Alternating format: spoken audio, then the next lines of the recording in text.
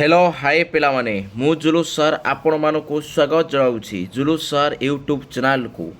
आज आम अष्टम श्रेणी बहीर तुमर जो रही गणित बही है से गणित बहीर आज आम तृतीय अध्याय संख्यार कहानी पिलामाने पार्ट 1 ओके पार्ट 1 आउ गोटेटा पार्ट 2 ऑलरेडी वीडियो अपलोड हो सारी है। आज वीडियो हूँ पार्ट 3 ओके। आज यही वीडियोटा हूँ केते ये वीडियोटा हूँ पार्ट 3 नंबर वीडियो है। यही वीडियो रे आमे मेसोपोटामियो संख्या प्रणाली आउ गोटे हूँ आमर कौन ना माया प्रणाली दीटा आम आज ये आलोचना करवा। ए दिरा सरिले ये जो आमर तृतीय अध्याय संख्यार कहानी सरीज आज है। आस पढ़ा भल कि फास्ट आज आम पढ़ा कौन ना मेसोपोटामियो संख्या प्रणाली। आस मेसोपोटामियो संख्या प्रणाली पिला माने आधार होउची केते 60। ये मेसोपोटामियो प्रणाली आधार होउची केते 60 है। आपको मन रखिबो भल कि तार आम 60 रूप प्रकाश करके आम ये जो मेसोपोटामियो जिते सब संख्या गुड़िक अच्छी लिखि पारिबा ओके। आस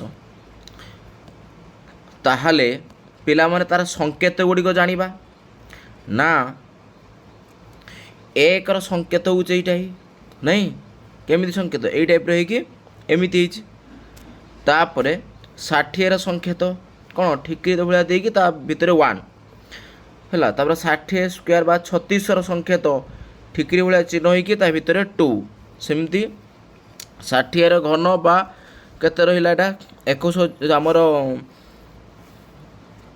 216,000 सेमती संख्या को आम लिखा ठिकरी चिन्ह भाया होगी भितर 3 ओके बस।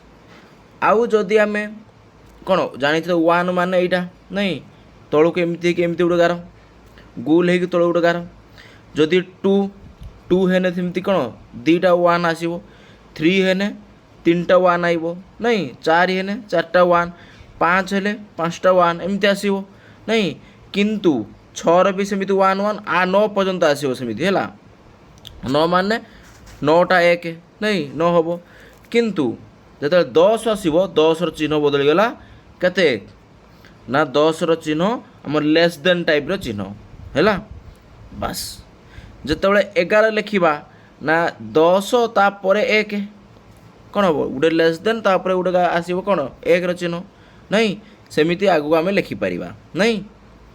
चलो ये देखीदेल ता सिंबल आम उदाहरण देछि पिला माने उदाहरण तुम मैंने देखीदेव है मु तुमको अनुसरण आड़े की नहीं जाऊँगी। आस ये देख देछि कौन ये देछि 1 नंबर देछि निम्नलिखित संख्या गुड़ी को मेसोपोटामियो प्रणाली रे प्रकाश कर ओके। तने आई रे देछि 63 सेकेंड रे देछि 132 थर्ड आई रे देछि 200 आई भी रे देछि 60 आउ रे देछि 3605 पिला माने आकु तुम मानकु गोटे सफा कागज काढ़ी तुम मानकु कर दउछि हैला मुझे जूम करके सफा कागज बास कर दउछि हैला। ये हैला 1 नंबर आई 1 नंबर आई हैला। अच्छा 1 नंबर आई रे कौन देइथिला पिला माने ना देइथिला 63 के देइथिला 63 ताने 63 की पिला माने केमिति भांगिबा ना 60 जुक्त 3 है 60 माने पिला माने ता अर्थ एटा होउची कोन 1 गुणन 60 60 जहाँ 1 गुण 60 लिखा ता नहीं एका कथा तापर जुक्त 3 ताहले आगे आमे कौन करवा पिला माने एठी ना ये 1 अच्छी तेने 1 रो सिंबल आगे लिखा कौन ये शून्य देकी तलू गोटे गार तापर 60 सिंबल कौन ना यही टाइप कौन ठिकरी टाइप रो नहीं ତାହେଲେ ତାର ଚିହ୍ନ ଦେବ ଏଇଭଳିଆ ଏଇ ଟାଇପ୍ର ନାହିଁ ଦେଇ ତା ଭିତରେ କ'ଣ ଲେଖିବ 1 ଲେଖିବ ସରି 1 ହେଲାନି 1 ଲେଖିବ ହେଲା। ତାପରେ ଏଇଟା କ'ଣ 3 ଅଛି ମାନେ କ'ଣ 3ଟା 1 ହେବ ତାହେଲେ ଏଇଟା 1 1 1 ବୁଝିଗଲା ପିଲା କ୍ଲିଅର। ଇଏ ଗଲା 1 ନମ୍ବର ଆଇ। ତାପରେ ଆସିବ ସେକେଣ୍ଡ ଆଇ ହେଲା। ସେକେଣ୍ଡ ଆଇରେ ଦେଇଥିଲା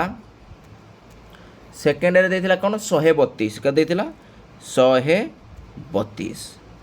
ତାହେଲେ ଆମେ 132କୁ କେମିତି କରିବା ପିଲାମାନେ ନା 132କୁ କଲେ 2 ଗୁଣନ 60 ଯଦି କରିବା କେତେ ହେବ 60 ଦୁନେ 120 ତାପରେ କ'ଣ ଆସିବ 120 ହେଲେ ଆଉ 12 ଦରକାର 12 ମାନେ କ'ଣ ହେବ ନା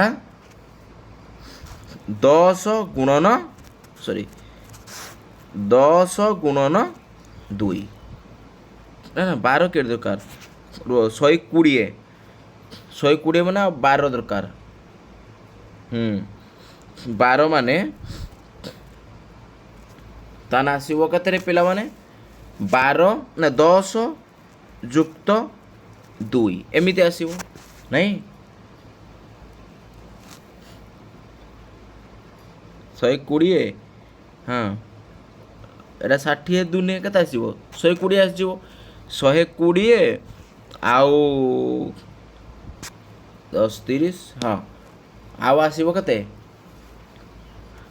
12 ତାହେଲେ 10 ଯୁକ୍ତ 2 ଏ ଆସିବ। ଆଚ୍ଛା ତାହେଲେ ଆକୁ ଆମେ କେମିତି ଲେଖିବା ପିଲାମାନେ ନା ଆକୁ ଆମେ ଲେଖିବା କ'ଣ ନା ଆଗେ ଫାଷ୍ଟ 2 ଅଛି ହେଲା 2 ମାନେ କ'ଣ ହେବ 2ଟା ଏମିତି 1 1 2ଟା ହେବ ତାପରେ 60ରେ ଚିହ୍ନ କ'ଣ ଠିକରି ଭଳିଆ ଚିହ୍ନ ଦେଇକି ତା ଭିତରେ କ'ଣ 1 ଲେଖିବା ତାପରେ 10ର ଚିହ୍ନ କେମିତି ଲେସ୍ ଦେନ୍ ଭଳିଆ ତାପରେ 2 ମାନେ କ'ଣ 2ଟା 1 ଲେଖିବା 1 1 এইটা ପିଲାମାନେ ହେଇଗଲା କ୍ଲିଅର ଇଏ ହେଇଗଲା 132। ତାପରେ ଦେଖିବା ଥାର୍ଡ଼ ଆଇର ପିଲାମାନେ ଦେଇଛି କ'ଣ 200 ଦେଇଛି ଥାର୍ଡ଼ ଆଇ ଦେଇଛି କେତେ 200 ତାହେଲେ 200କୁ କିପରି ଲେଖିବା ନା 200କୁ ଲେଖିନେ ସେମିତି 3 ଗୁଣନ 60 ତାହେଲେ 36 18 180 ହେଇଗଲା 180 ହେଇଗଲା ମାନେ ଆଉ କ'ଣ ଆସିବ ଆଉ ଆସିବ କେତେ 20 ଆଉ କେତେ ଆସିବ 20 ବାସ୍। ତାହେଲେ 3 ମାନେ କ'ଣ ହେବ ପିଲାମାନେ 3ଟା 1 ଲେଖିବା ତାପରେ 60ର ସିମ୍ବଲ କେମିତି ଠିକରି ଭଳିଆ ଭିତରେ ଦେଇକି 1 ରହିବ ନାଇଁ ତାପରେ 20ରେ କେମିତି ହେବ ସିମ୍ବଲ ନା ଆଗେ ଗୋଟେ 10 ରହିବ ତାପରେ କ'ଣ ଆଉ ଗୋଟେ 10ଟା ଚିହ୍ନ ରହିବ 10 10 20 ତାହେଲେ ଲେସ୍ ଦେନ୍ ଭଳିଆ ଦୁଇଟା ଚିହ୍ନ ହେବ ନାଇଁ ବାସ୍ ଇଏ ହେଇଗଲା 200ର ସିମ୍ବଲ ହେଲା। ତାପରେ ଦେଖିବା ଆଇଭି କ'ଣ ଦେଇଛି 60 ପିଲାମାନେ 60 ଦେଇଛି 60 ମାନେ 1 ଗୁଣନ 60 ତାହେଲେ 1ର ସିମ୍ବଲ କ'ଣ ହେବ ଗୋଟେ 1 ରହିବ ଏମିତି ଚିହ୍ନ 1ର ଚିହ୍ନ ତାପରେ 60ର ଚିହ୍ନ ରହିବ କ'ଣ ଠିକରି ଭଳିଆ ହେଇକି ଭିତରେ 1 ରହିବ କ୍ଲିଅର ବାସ୍। ତାପରେ ପିଲାମାନେ ରହିବ ଆମର ଭି କ'ଣ ହେବ ନା ଏଠି ଦେଇଛି 3605 କ'ଣ ଦେଇଛି 3605 ତାହେଲେ ଆକୁ ଯେତେବେଳେ ଭାଙ୍ଗିବା କେମିତି କରିବା ନା ପିଲାମାନେ 1 ଗୁଣନ 36 1 ଗୁଣନ 36 ଯୁକ୍ତ କେତେ ହେବ 5 ଏହା ହେବ ବାସ୍। ତାହେଲେ 1 ଆଚ୍ଛା ସିମ୍ବଲ ଲେଖିବା ତାହେଲେ 1ର ସିମ୍ବଲ କ'ଣ ହେବ ଏମିତି ରଖିବା ନାହିଁ 36ର ସିମ୍ବଲ କ'ଣ ହେବ ପିଲାମାନେ ନା 60ର ସିମ୍ବଲ ଠିକରି ଚିହ୍ନ ଭିତରେ 1 ତାର ଯେତେବେଳେ ହେବ କ'ଣ ବର୍ଗ ହେଇଯିବ 36 ଆସିଯିବ ସେମିତି ଠିକରି ଭିତରେ ହେଇକି କ'ଣ ଠିକରି ଦେଇକି ତା ଭିତରେ ଗୋଟେ 2 ଭଳିଆ ରହିବ ଏମିତି ନାଇଁ ବାସ୍ ଚିହ୍ନଟା ମୋର ଠିକ୍ ସେ ହେଲାନି ତ କରିଦେବ। तापर केते अछि 5 5 माने 5टा 1 हबो 1 2 3 4 5 हे गला नहीं न सीधा सीधा लिखि देले भी चलिबो किछ असुविधा नाही ये हे गला पिला माने हैला बस तापरे 1 नंबर संपूर्ण सरी गला पिला माने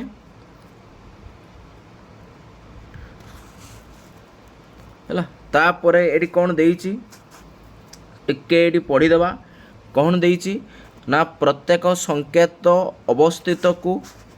अवस्थिति को व्यवहार करी यह संपृक्त मार्गदर्शक संख्या निर्णय करे ताहाकू स्थानिक संख्या प्रणाली बा कौन स्थानीय मान प्रणाली कहा जाए ये जो ऊपर जेटा आम करें है बही भितर जो साहित्य भाया देती पिला माने टिके पढ़ीदेव से भितर भी प्रश्न आसीपे है हाँ टिके भल किना पढ़ीदेव पिला माने मेसोपोटामिय प्रणाली सरीगला तापर आसीबा माया संख्या प्रणाली है माया संख्या प्रणाली आस माया संख्या प्रणाली पिला माने आग एटिके देखीदेवा पिला माने माया संख्या प्रणाली रे तार एटिके सिंबल अच्छी करने पूर्व तुम मानक एटी मु ता सिंबल टिके विषय अवगत कर दूची हैला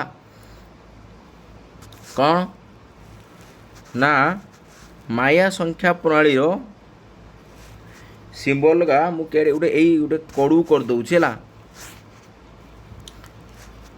एडी कर दूची हैला माया संख्या प्रणाली रो जदि शून्यर सिंबल एमिति हबो शून्यर सिंबल केमिति हबो शून्यर सिंबल एई टाइप रे हबो हैला एई टाइप रे कि भितरे उडे कोन ए बळा त्रिभुज टाइप रे हेजिवो ओके एई बळा सॉरी देखा गलानी ठीक से आ टिके रो हैला एडी बळा एडा होउची कोन पिला माने शून्यर सिंबल हैला माया संख्या प्रणाली रे तापरे आव कौन आसियो पिला माने ना एक रो सिंबल कौन आइबो गुटे बिंदु हैला एक रो सिंबल माने एमती गुटे बिंदु जदि दुई लेखा दुई आस धर दुई लिखिबा दुई माने कौन हबो दीटा बिंदु तीन हेले तीनटा बिंदु चार हेले चारटा बिंदु नहीं किंतु पाँच हेले पाँच रो सिंबल कौन जानी पारो ना तीन हम तीनटा बिंदु चार भी हम चारटा बिंदु पाँच रे कौन हम पिला माने ना पाँच रे हम एमती गोटे गार ये गार सीधा गार पाँच रो सिंबल बुझीगला बस है ताहले जदि कह सर दस दस माने कौन हो एमती दीटा गार गोटे ऊपर गोटे तले गार नहीं बस जदि कह सर एगार एगार कौन आसो एमती ऊपर गोटे तले गोटे दीटा गार ता ऊपर गोटे बिंदु एमती 11 हो गला क्लियर चलो सिंबल शिखेदेली ताऊ स्क्रीनशॉट मारनब बा आउटे वीडियो पॉज कर लिखि नहीं है ताने ये देती माया प्रणाली व्यवहार कर निम्नलिखित संख्या गुड़िक प्रकाश कर तेना आई रे देला 77 सेकेंड आई रे देला 100 आउ थर्ड आई रे देला 331 सॉरी 361 आउ आई भी देला 721 या आम कौन माया संख्या प्रणाली रे प्रकाश करके लिखा है अच्छा ताने मुझे सफा कागज टे खोलीदेली है आस ताने कहवा आई रे कौन देइथिला 77 है पिला माने ताकू 77 को केमिति भांगिबा अच्छा पिला माने मन रखिबो एठी माया संख्या जेमिति हमर मेसोपोटामियो प्रणाली रे तार आधार थिला केते ना आ कौन आ धार थिला 60 थिला किंतु एठी माया प्रणाली रो आधार होउची आ धार होउची केते 20 हैला आधार केते 20 हैला 20 हबो तापरे कौन हसिबो 20 परे आसी परिबो कौन एटा गला 20 आसिला हैला तापरे सेमि जदी हमर कौन देला पिला माने आर आधार आसिला केते 20 हैला आको तुम माने भल किना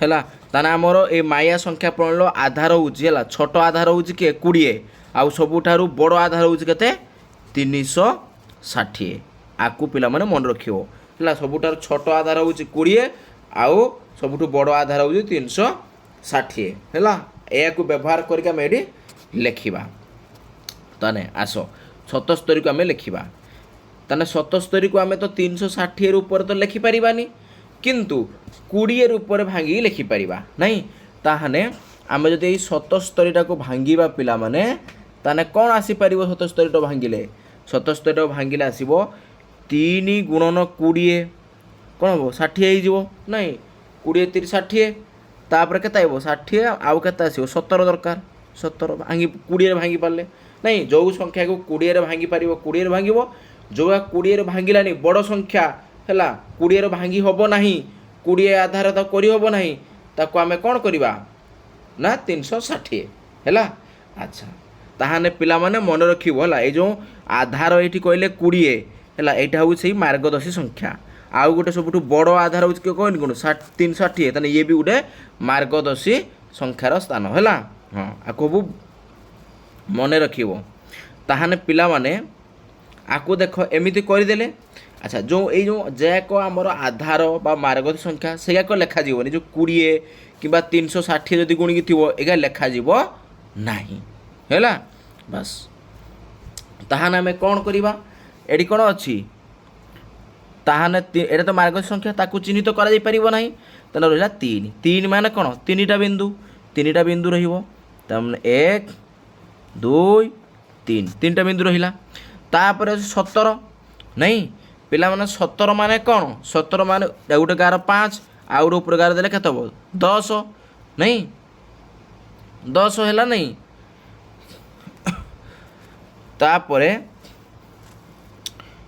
आउ गोटे गार दे देबा केते हिजबो 15 हिजबो तापरे कौन दुईटा बिंदु दे देबा ताने केते हिजबो 17 हिजबो नहीं ताने एटा आ तळुकु लिखिबा एटा बुझिला बस ताहाने कौन लिखा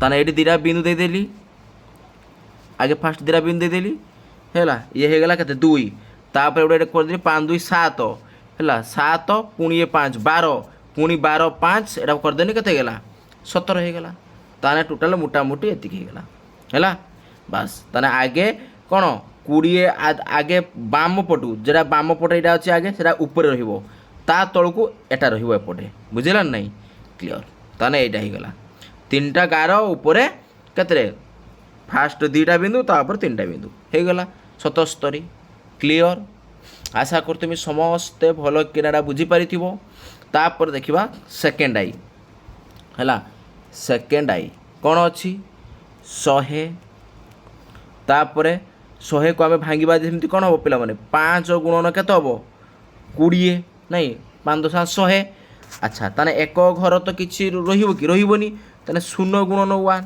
नहीं बस ताने ठी मार्गदर्शी संख्या किए हो गला गुटे हो गला कौन 20 आ तो 1 तो समस्त मार्गदर्शी संख्या 1 सब हुए नहीं ताहले ए 20 आ 1 को लिखि परिबा नहीं ताने आम लिखा कौटा 5 नहीं 5 माने कौन हम पिला माने ना गोटे गार एमती आसो तापर 0 अच्छी 0 माने 0 चिन्ह कौन हम ता तलू लिखा एमती गोटे कौन गोल करके ता भितर कौन त्रिभुज भाया देदेबा हो गला नहीं आउ तो भल कर दिए भाया 0 भाया देखी ये करदे सरला 100 बुझिला नहीं क्लियर आशा कर तुम समस्ते पिला माने बुझी पारिथिबो बस यही भाया पिला माने तुम आर गार भी कर के आकर ये जो थर्ड आई नहीं अच्छा ये थर्ड आई आउ आई भी मु छाड़ी दूँ तुम घरे मत कौन ये दुटा मुझे लिखी दूची कौन एरा अच्छा ये लिखुना से देखी दूची ये जो अच्छी पिला माने है मुझे आईटा करदेली सेकेंड आई करदेली आउ रहा थर्ड आई रते 361 आउ गोटे आई भी रहा 700 कते 21 यही दुटा पिला माने तुमे माने मत करी कमेंट बॉक्स रे जनइब है एरा तुम दुटा काम बास तापर देखा पिला माने चीन रो संख्या प्रणाली है चाइनीज नंबर सिस्टम ପିଲାମାନେ ଚାଇନିଜ୍ ମାନଙ୍କ ନମ୍ବର ସିଷ୍ଟମ୍ରେ ଟିକେ ପଢ଼ିଦେବ। ଏଇଟା କ'ଣ ରଡ଼ ଆଧାରିତ ସଂଖ୍ୟା ପ୍ରଣାଳୀରେ ଥିବା ସଂଖ୍ୟା ଗୁଡ଼ିକୁ ରଡ଼ ସଂଖ୍ୟା କୁହାଯାଏ। ତାମାନେ ସେ କ'ଣ କହୁଛି ରଡ଼ ଆଧାରିତ ସଂଖ୍ୟା ପ୍ରଣାଳୀରେ ଥିବା ସଂଖ୍ୟା ଗୁଡ଼ିକୁ ରଡ଼ ସଂଖ୍ୟା କୁହାଯାଏ। ଆକୁ ମନେ ରଖିବ, ପଚାରିଦେବ ପିଲାମାନେ ନାହିଁ। ଆଚ୍ଛା, ତାହେଲେ ଏହା କ'ଣ ଏକ ଦଶମିକ ସଂଖ୍ୟା ପ୍ରଣାଳୀ ହେଲା, ସେଥିପାଇଁ ତାର ଆଧାର କେତେ ହେବ 10 ହେବ ନାହିଁ। ଏଇ ଯେଉଁ ଚାଇନିଜ୍ ଯେଉଁ ବା ଚୀନ ସଂଖ୍ୟା ପ୍ରଣାଳୀ ଇଏ ହେଉଛି ଗୋଟେ ଦଶମିକ ସଂଖ୍ୟା ପ୍ରଣାଳୀ। ସେଥିପାଇଁ ଯେ ଦଶମିକ ସଂଖ୍ୟା ପ୍ରଣାଳୀ ମାନେ ତାର ଆଧାର କେତେ ଆସିବ ନା 10 ଆସିବ ହେଲା। ବାସ୍ ଆଧାର 10 ବା যেটাକୁ ଆମେ ମାର୍ଗଦର୍ଶୀ ସଂଖ୍ୟା କହୁଛେ 10 ହେଲା। ବାସ୍ ଏଇଠି ଦେଇଛି ପିଲାମାନେ ଦେଖ ଚାଇନିଜ୍ ସଂଖ୍ୟାରେ ହେଲା, ଚାଇନିଜ୍ ମାନଙ୍କ ଯେଉଁ ସଂଖ୍ୟା ରହିଛି ଏଇଠି କ'ଣ ଗୋଟେ ଜଙ୍ଗ ଆଉ ଗୋଟେ ହେଙ୍ଗସ୍ ନାହିଁ। ଜଙ୍ଗସ୍ କ'ଣ ହେବ ସବୁ ଠିଆ ବାଲା ଆଇବ, ଏମିତି ଠିଆ ଗାର ବାଲା ଆଇବ ହେଲା। ଆଉ ହେଙ୍ଗସ୍ ଗା ହେବ କ'ଣ ଶୋଇଲା ଭଳିଆ ଗାର ଆଇବ ହେଲା। ଦେଖ ଯଦି ଆମେ 1କୁ ଲେଖିବା ଜଙ୍ଗରେ ତାହେଲେ କ'ଣ ହେବ ଗୋଟିଏ ଏମିତି ଠିଆ ବାଗରେ ଗାର ରହିବ ନାହିଁ, ସିଧା ଗାର ଉପରୁ ତଳକୁ ରହିବ। ଆଉ ଯଦି ହେଙ୍ଗସ୍ରେ ଲେଖିବା କ'ଣ ବାମରୁ ଡାହାଣକୁ ଗାର ସିଧା ରହିବ ଏମିତି। ସେମିତି 2କୁ ଯଦି ଆମେ ଜଙ୍ଗ ପ୍ରଣାଳୀ ଜଙ୍ଗରେ ଲେଖିବା ତାହେଲେ କ'ଣ ହେବ ଦୁଇଟା ଏମିତି ଠିଆ ଗାର ବା କ'ଣ ଉପରୁ ତଳକୁ ଦୁଇଟା ଗାର ରହିବ। ଆଉ ଯଦି ତାକୁ ହେଙ୍ଗରେ ଲେଖିବା ହେଙ୍ଗସ୍ରେ କ'ଣ ବାମରୁ ଡାହାଣ ପଟକୁ ଦୁଇଟା ଶୋଇଲା ଭଳିଆ ଗାର ଥିବ ଏଇଭଳିଆ ନାହିଁ। ଆଚ୍ଛା 5 ପର୍ଯ୍ୟନ୍ତ ପଳେଇଲା। ତାପରେ ଦେଖ 6, ଯେତେବେଳେ 6 ଆସିଲା 5 ପର୍ଯ୍ୟନ୍ତ ସେମିତି ଆସିଗଲା ଖାଲି ଗାର ଗାର। 6 ଯେତେବେଳେ ଆସିଲା ଦେଖ ଜଙ୍ଗରେ କ'ଣ ହେଲା ନା ଉପରେ ଗୋଟେ କ'ଣ ବଡ଼ ଟି ଟାଇପ୍ର, ବଡ଼ ଟି ଯେମିତି ଆମେ ଇଂରାଜୀ ଅକ୍ଷର ଲେଖୁ ସେଇଭଳିଆ ଚିହ୍ନ ଆଇବ ହେଲା। ଆଉ ହେଙ୍ଗସ୍ରେ କ'ଣ ହେବ ସେ ଟିକୁ ଉଲ୍ଟେଇ ଦେଲେ ତା ମୁଣ୍ଡଟା ତଳକୁ କରିଦେଲେ ଯେମିତି ହେବ ସେଇଭଳିଆ ଆସିବ 6। ଆଉ 7କୁ ଆମେ କ'ଣ କରିବା ନା ସେମିତି ଉପରେ ଗୋଟେ ଶୋଇଲା ବାଗର କ'ଣ ବା ବାମରୁ ଡାହାଣ ପଟକୁ ଗାର, ତା ତଳକୁ ଦୁଇଟା ଗାର କ'ଣ ଦୁଇଟା ଗାର ତଳକୁ ଉପରୁ ତଳକୁ ହେଇଥିବ, ଏଇଟା 7 ନାହିଁ। ଆଉ ହେଙ୍ଗସ୍ରେ କ'ଣ ହେବ ନା କ'ଣ ବାମରୁ ଡାହାଣକୁ ଦୁଇଟା ଶୋଇଲା ବାଗରେ କ'ଣ ଦୁଇଟା ଗାର ଥିବ, ଆଉ ତା ଉପରକୁ ଗୋଟେ ଠିଆ ଗାର ରହିବ। ବାସ୍ ଏଇଭଳିଆ ଆଉ ସବୁ ରହିଲା ନାହିଁ।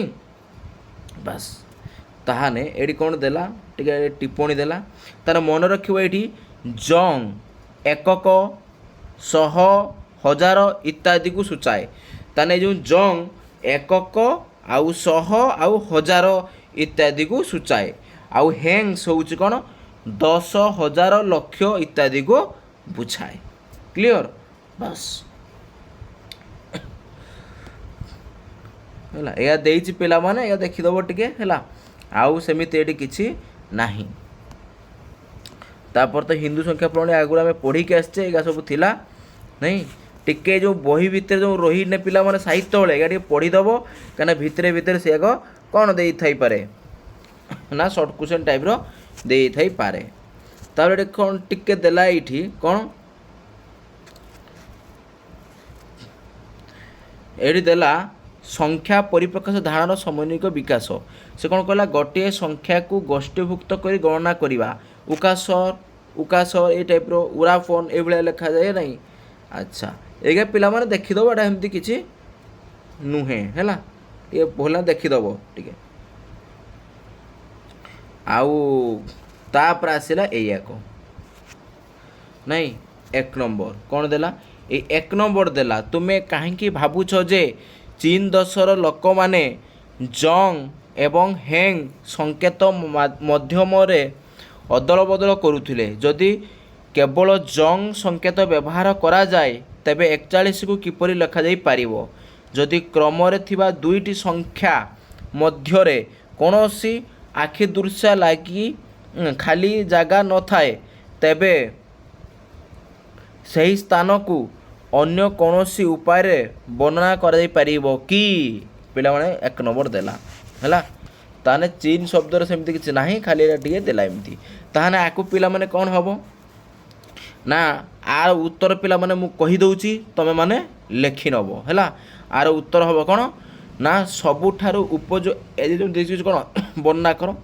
ତାହେଲେ କାହିଁକି ଏମିତି ହେଲା, କାରଣ କ'ଣ ନା ଏଇ ଚୀନ ଦେଶର ଲୋକମାନେ ହେଲା ଯେତେବେଳେ ସେମାନେ ପଢ଼ିବା ସମୟରେ ଭୁଲ ସଂଖ୍ୟା ଏଡ଼ାଇବାକୁ ଚାହୁଁଥିଲେ ସେମାନେ ସମସ୍ତ ସଂଖ୍ୟା ରଡ଼ ସଂଖ୍ୟା ଦ୍ୱାରା ଉପସ୍ଥାପନ କରୁଥିଲେ, ଯାହା ଲିଖିତ ପ୍ରଣାଳୀ ଅପେକ୍ଷା ସଂଖ୍ୟା ଲେଖିବା ହିସାବ କରିବାରେ ଅଧିକ ଫଳପ୍ରଦ ହେଉଥିଲା। କେବଳ ଜଙ୍କ୍ ସଂକେତ ବ୍ୟବହାର କରିକି ଯଦି ଆମେ 41କୁ ଲେଖିବା ତାହେଲେ କେମିତି ଲେଖିବା? ଏଇଠି ପିଲାମାନେ କରିଦେଉଛି ଲେଖିବ 41 ଯଦି ଏମିତି ଲେଖିବା ତାହେଲେ କେମିତି ଲେଖିବା ନା 41କୁ ଲେଖିଲେ କ'ଣ ହେବ ନା ଚାରିଟା ସେମାନେ ଲେଖୁଥିଲେ ଯେଉଁ କେମିତି ଲେଖୁଥିଲେ ଚାରିଟା ଠିଆ ବାଲା ଗାରା ଲେଖୁଥିଲେ 1 2 3 4 ଏମିତି ଲେଖୁଥିଲେ 41କୁ। ଓକେ ଆଚ୍ଛା ଆଚ୍ଛା ଏମିତି ସେମାନେ ଲେଖୁଥିଲେ ହେଲା। ଆଚ୍ଛା ଯଦି କ୍ରମିକ ସ୍ଥାନ ମଧ୍ୟରେ କୌଣସି ଖାଲି ସ୍ଥାନ ନ ରହେ ଏହାକୁ ସହଜରେ 5 ଭାବରେ ସହଜରେ ବ୍ୟାଖ୍ୟା କରାଯାଇପାରିବ ନାହିଁ। ଏଇଟା ସେମିତି କିଛି ନାହିଁ, ପିଲାମାନେ ଟିକେ କହିଦେଲି ହେଲା, ଦେଖିବ ଟିକେ। ତାପରେ 2 ନମ୍ବର କ'ଣ ଦେଇଛି? ଉକାସର ଏବଂ ଉକାସର ଏବଂ ଉରାପନକୁ ଅଙ୍କ ଭାବରେ ବ୍ୟବହାର କରି ଏକ ସ୍ଥାନୀୟମାନ ପ୍ରଣାଳୀ ଗଠନ କର। ଗୁମୁଲଗାଲ ପ୍ରଣାଳୀ ସହିତ ଏହାକୁ ତୁଳନା କର ନାହିଁ। ଆଚ୍ଛା ପିଲାମାନେ ତାହେଲେ ଆମେ ଆକୁ କ'ଣ କରିବା? ସେ କ'ଣ ଦେଲା 2 ନମ୍ବରକୁ ଆଗେ ଆମେ ପିଲାମାନେ ତାକୁ କ'ଣ ନା କିଛି ସ୍ଥାନୀୟମାନ ଯେତେବେଳେ ପ୍ରଣାଳୀ ଲେଖିବା ମାନେ କିଛି ଆମେ ତାକୁ ଆଧାର ଧରିତେ ପଡ଼ିବ ନାହିଁ। ତାହେଲେ ଆଧାର ଧରିବା ପାଇଁ ହେଲେ ହେଲା ପିଲାମାନେ ଏଇ ଲେଖା ଉପରେ ଲେଖିଲେ ଜାଣି ହେବ ତ? ହଁ ଜାଣି ହେବ ହେଲା। ତାହେଲେ ଆଗେ କ'ଣ କରିବା ନା ଯେଉଁ ଆଧାରକୁ ଆଗେ ଚିହ୍ନିତ କରିବା ଆମେ ନାହିଁ। ଯେମିତିକି 2 ଉପରେ 0 ହେଲେ ସେ 1 ତାକୁ ଆମେ ଚିହ୍ନ ଦେଇଦେବା ଏ ଚିହ୍ନ। କ'ଣ ଦେବା? ଏ ଚିହ୍ନ ହେଲା। ଆଚ୍ଛା ତାହେଲେ ଏ ଚିହ୍ନକୁ ତାହେଲେ ଆମେ କ'ଣ ଗୁମୁଲଗାଲ ପ୍ରଣାଳୀରେ କେମିତି ଲେଖିପାରିବା? ଏଇଟା ହେଉଛି ଆଧାର ପଳେଇଲା 2 ଆଧାର ବିଶିଷ୍ଟ ହେଲା। ଏଇଟା ହେଉଛି 2 ଆଧାର, 2 ଉପରେ ଅଛି ମାନେ 2 ଆଧାର ବିଶିଷ୍ଟ ହେଲା। ଆମେ ଆକୁ 2 ଆଧାର ବିଶିଷ୍ଟ କଲେ ହେଲା। ତାହେଲେ ଆମର ଆକୁ ଗୁମୁଲଗାଲ ପ୍ରଣାଳୀ ଲେଖିବ କ'ଣ? 1 ମାନେ ଗୁମୁଲଗାଲ ପ୍ରଣାଳୀରେ କେମିତି ଲେଖାଯାଏ? ଉରାପନ। ତାହେଲେ ଲେଖିବା ଏଠି ଏଇଟା ଛୁଆ ଉ ରା ପନ ଉରାପନ ବୁଝିହେଲା? ବାସ୍ ଏଇଟା ଉରାପନ ଗଲା। ଠିକ୍ ସେମିତି ଯଦି ଆମେ ଲେଖିବା ତା ଆଗକୁ ଆଉ ଟିକେ 2 ଉପରେ ଘାତ 1 ତାହେଲେ କେତେ ହେବ? ସେଇ 2 ତାକୁ ମୁଁ କ'ଣ ସଂକେତ ବି ଦ୍ୱାରା ଚିହ୍ନିତ କଲି, ସଂକେତ ବି ଦ୍ୱାରା ଚିହ୍ନିତ କଲି। ତାହେଲେ ଏଠି କ'ଣ ହେବ? 2 ମାନେ କ'ଣ ଗୁମୁଲଗାଲରେ କ'ଣ ଲେଖା? ଉକାସର। କ'ଣ? ଉକାସର ଏ। ତାପରେ ଯଦି ସେମିତି ମୁଁ କ'ଣ ନା 2 ଉପରେ ଇଏ ତ ଗଲା ନାହିଁ, ଇଏ ଆସିଲା। ତାପରେ କ'ଣ ଆସିବ ଆଉ ପିଲାମାନେ ନା ଧର ତାପରେ ଆଉ ଗୋଟେ ନେଲି ମୁଁ ଏମିତି ଧର ଏଇଟା ତ 1 ଗଲା 2 ଗଲା ହେଲା, 3 ଆସିବ ଯେତେବେଳେ ହେଲା 3 ତ ଏମିତି କ'ଣ ଦେଖେଇ ହେବ ନାହିଁ ଇଏରେ କ'ଣ 2 ଆଧାର ବିଶିଷ୍ଟ ପ୍ରଣାଳୀ କଲେ 3 ଲେଖି ହେବନି ହେଲା। କିନ୍ତୁ ଯଦି ଖାଲି 3କୁ ଲେଖାଯିବ 3କୁ ଲେଖିଲେ ଖାଲି ଏମିତି ହେବ କ'ଣ 3କୁ ଲେଖିଲେ କ'ଣ ହେବ? ଉକାସର 2 ଯୁକ୍ତ 1 ତାହେଲେ କ'ଣ ହେବ? ଉକାସର ତାପରେ ହାଇପେନ୍ ଦେଇକି ଲେଖାଯିବ କ'ଣ? ଉରାପନ। କ'ଣ ଲେଖାଯିବ ନା ଉରାପନ ଏମିତି ଲେଖାଯିବ ନାହିଁ। ବାସ୍ ଏଇଭଳିଆ ଆଗକୁ ଲେଖିଚାରିବ। 4 ମାନେ 2 ଯୁକ୍ତ 2 ତାହେଲେ ଉକାସର ହାଇପେନ୍ ଉକାସର।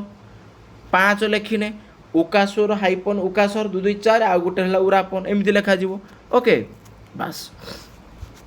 ତାପରେ ଦେଖିବା 3 ନମ୍ବର।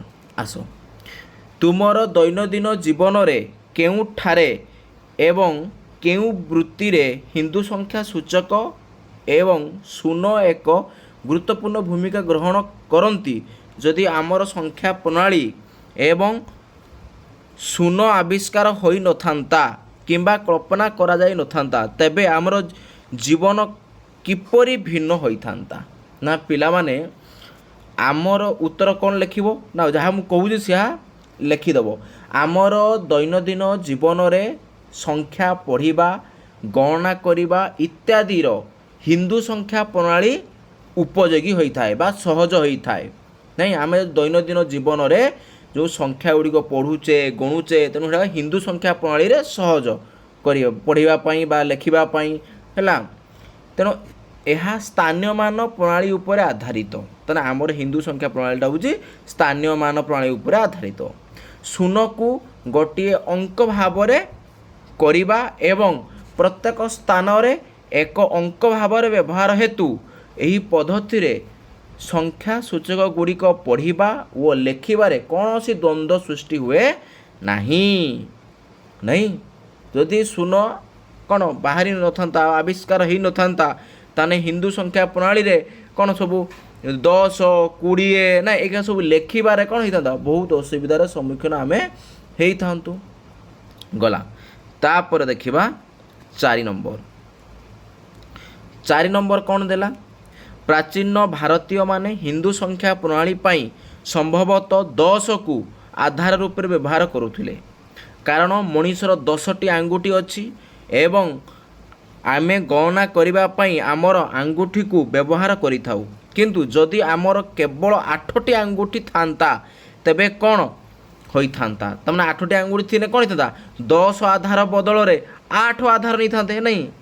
ଆମର ପୂର୍ବ କାଳରେ ଯେଉଁ ଆମର ପ୍ରାଚୀନ କାଳର ଭାରତୀୟମାନେ ଯେଉଁ ହିନ୍ଦୁ ସଂଖ୍ୟା ପ୍ରଣାଳୀକୁ ଆଧାର ରୂପେ 10କୁ ନେଉଥିଲେ ସେତେବେଳେ କ'ଣ ନେଇଥାନ୍ତେ? 8 ରୂପରେ ନେଇଥାନ୍ତେ ହେଲା। 8 ରୂପରେ ନେଲେ କେମିତି ହେବ ମୁଁ ଦେଖେଇଦେବି ବି ଆଗକୁ ହେଲା। ଯଦି 8 ରୂପରେ ନେଇଥାନ୍ତେ ତାହେଲେ ଏମିତି ହେଇଥାନ୍ତା। ତାହେଲେ ଆଧାର ଗୁଡ଼ିକ କ'ଣ ହେଇଥାନ୍ତା ନା ଏମିତି ହେଇଥାନ୍ତା। କ'ଣ ମାର୍ଗଦର୍ଶୀ ସଂଖ୍ୟା ଗୁଡ଼ିକ କ'ଣ ହେଇଥାନ୍ତା ନା କ'ଣ ହେଇଥାନ୍ତା ନା 8 ଉପରେ ଗୋଟେ 0 ଘାତ, ପରେ 8 ଉପରେ ଗୋଟେ କ'ଣ 1 ଘାତ, ପୁଣି 8 ଉପରେ ଗୋଟେ 2 ଘାତ, ଏମିତି ଚାଲିଥାନ୍ତା ନାଇଁ। ବାସ୍ ତାପରେ ଗଲା ଯଦି ଆମେ 10 ପରିବର୍ତ୍ତେ 8କୁ ଆଧାର ଭାବେ ବ୍ୟବହାର କରିଥାନ୍ତୁ ତେବେ ହିନ୍ଦୁ ସଂଖ୍ୟା ସୂଚକ କିପରି ହୋଇଥାନ୍ତା? ମୁଁ ତ କହିସାରିଲିଣି, ସେଇଟା ଗଲା, ସେଇଟା କହିସାରିଲିଣି, ଏଇଟା କଲି ଦେଖିଲି ଯେଟା। ସେହିପରି 5 ଆଧାର ହୋଇଥିଲେ କ'ଣ ହୋଇଥାନ୍ତା? ସେହିପରି 5 ଆଧାର ହୋଇଥିଲେ ହିନ୍ଦୁ ସଂଖ୍ୟା 25କୁ 8 ଆଧାର ଆଉ 5 ଆଧାର ବିଶିଷ୍ଟ ସଂଖ୍ୟା ପ୍ରଣାଳୀରେ କିପରି ଆମେ ତାକୁ ଲେଖିଥାନ୍ତେ ଚେଷ୍ଟା କର। ଆଉ 2 ଆଧାର ବିଶିଷ୍ଟ ପ୍ରଣାଳୀ ଲେଖିପାରିବା କି ଚେଷ୍ଟା କର। ଆଚ୍ଛା ତାହାନେ 25କୁ ଆମେ ଫାଷ୍ଟ କ'ଣ 8 ଆଧାର ବିଶିଷ୍ଟ ଲେଖିବା, ଆଉ ଗୋଟେ କ'ଣ ହେଉଛି ଆମର 5 ଆଧାର ବିଶିଷ୍ଟ ପ୍ରଣାଳୀରେ ଲେଖିବା ହେଲା। ତାହାନେ ଆଗେ ମୁଁ 8 ଆଧାର ପ୍ରଣାଳୀଟା ତାର ଦେଖେଇଦେଲି ମାର୍ଗ ସଂଖ୍ୟା ଗୁଡ଼ିକ। ତାହେଲେ 8 ଆଧାର ପ୍ରଣାଳୀରେ ଲେଖିଲେ 25କୁ କେମିତି ହେବ?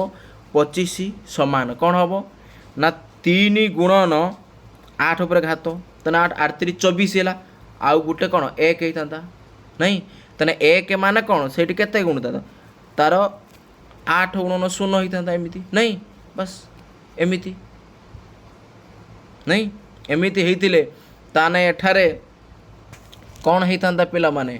ତାହେଲେ ଆଧାର ଏଠି 8 ନାଇଁ, ଆଧାର କ'ଣ ହେଉଛି 8 ହେଉଛି ନାଇଁ। ବାସ୍ ତାହାନେ ଆକୁ ଆମେ କେମିତି ଲେଖିପାରିଥାନ୍ତେ ଏଇଠି ନା ଏଠି ଗୋଟେ 3 ଆଉ ଗୋଟେ 1, ତାହେଲେ କେତେ ହେଲା 31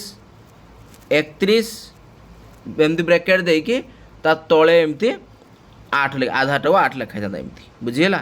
ବାସ୍ ତାପରେ 5 ଆଧାର ବିଶିଷ୍ଟ ପ୍ରଣାଳୀ ଲେଖିଲେ ଆଗେ ଫାଷ୍ଟ 5 ଆଧାର ବିଶିଷ୍ଟ କଲେ ତାର ମାର୍ଗ ସଂଖ୍ୟା ଗୁଡ଼ିକ କ'ଣ ହେବ ନା ମାର୍ଗଦର୍ଶୀ ସଂଖ୍ୟା ଗୁଡ଼ିକ ହେବ 5ର ଘାତ 0, ତାପରେ 5ର ଘାତ 1, 5ର ଘାତ କେତେ ହେବ 2, ଏମିତି ଚାଲିବ ଅସଂଖ୍ୟ ପର୍ଯ୍ୟନ୍ତ।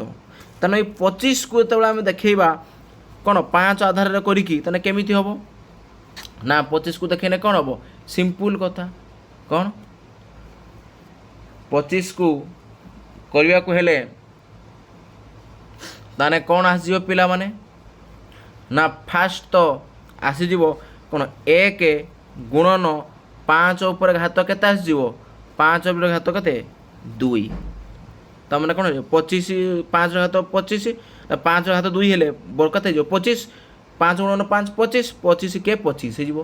ତାପରେ 0 ଗୁଣନ ଏକକ ଅଙ୍କ କେତେ ଆଇବ? 5 ଗୁଣନ 1 ଆଇବ ନାଇଁ, 0 ହେଇ ତ 5 ଗୁଣନ 0 ହେଇଯିବ। ବାସ୍ ତାପରେ ଆଉ ଗୋଟେ ଆଇବ କ'ଣ ନା ଶୂନ ଗୁଣନ 5 ଉପରେ ଘାତ କେତେ ଆଇବ 0 ଆଇବ ବାସ୍ ଆକୁ ଯେତେବେଳେ ଲେଖିବା ସଂଖ୍ୟାରେ ତାହେଲେ ଏଇ ଉପରକୁ ଲେଖିଦେଉଛି ହେଲା ହେଲା 25 ଯେତେବେଳେ ଲେଖିବାକୁ କେମିତି ଲେଖିବା ତାହେଲେ 1 0 ଏଠି ଗୋଟେ 0 ତାହେଲେ କେତେ ହେବ 100 ତା ତଳେ ଘାତ ଏମିତି 5 ଭଳିଆ ଲେଖିଥାନ୍ତା ବାସ୍ ସରିଲା କ୍ଲିଅର।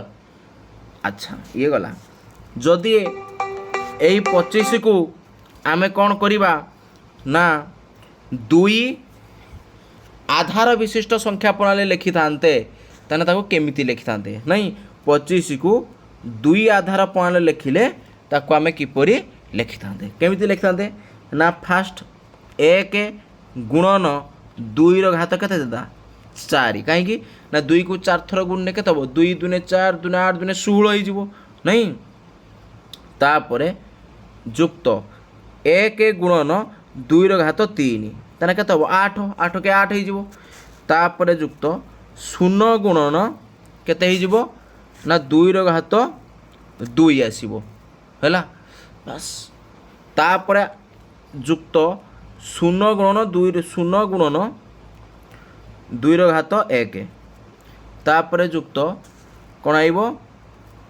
ନା 1 ଗୁଣନ 2ର ଘାତ 0 ଏମିତି ଆସିବ ଯଦି ଆକୁ ଟୋଟାଲ ମୋଟା ଘାଟିରେ ପୁରା ମୋଟାମୋଟି ଲେଖାଯିବ ସେମିତି କ'ଣ ଆଇବ ନା 1 1 ଡବଲ 0 1 ତାପରେ ବ୍ରାକେଟ୍ ଦେଇକି ତଳେ ଏମିତି 2 ହେଲା କ୍ଲିଅର ଆଶା କରୁଥିବି ପିଲାମାନେ ସମସ୍ତେ ବୁଝିପାରିଥିବ ତାହେଲେ ଏଇଠି ପିଲାମାନେ ଆମର ଏ ବିଷୟଟି ସମ୍ପୂର୍ଣ୍ଣ ଭାବେ ସରିଗଲା ଆମେ ଏଠି ଦେଇଛି ଆସ ଆମେ କିଛି ଆମେ କ'ଣ ଶିଖିଲେ ହେଲା ଏଇଟା ଯେଉଁ ଦେଇଛି ଆକୁ ଟିକେ ଭଲ କିନା ପଢ଼ିଦେବ ଆଗରୁ ଏଇ ଜିନିଷ ସବୁ ପଢ଼େଇଛି ଏଠି ଟିକେ ଦେଇଛି ହେଲା ପଢ଼ିଦେବ ହେଲା ସର୍ଟ କ୍ୱେଶ୍ଚନ୍ ରୂପରେ ପକାଇ ଦେଇପାରେ ତାହେଲେ ପିଲାମାନେ ଆଜି ଆମର ଏଇ ଯେଉଁ ସଂଖ୍ୟାର କାହାଣୀ ପାର୍ଟ 3 ସରିଗଲା ନେକ୍ସଟ ଭିଡ଼ିଓରେ ଆମେ ଚତୁର୍ଥ ଅଧ୍ୟାୟ ବା ଚତୁର୍ଭୁଜ ଆମେ ପଢ଼ିବା ହେଲା ତାହେଲେ ଆଜି ରଖିବା ବାଏ ବାଏ।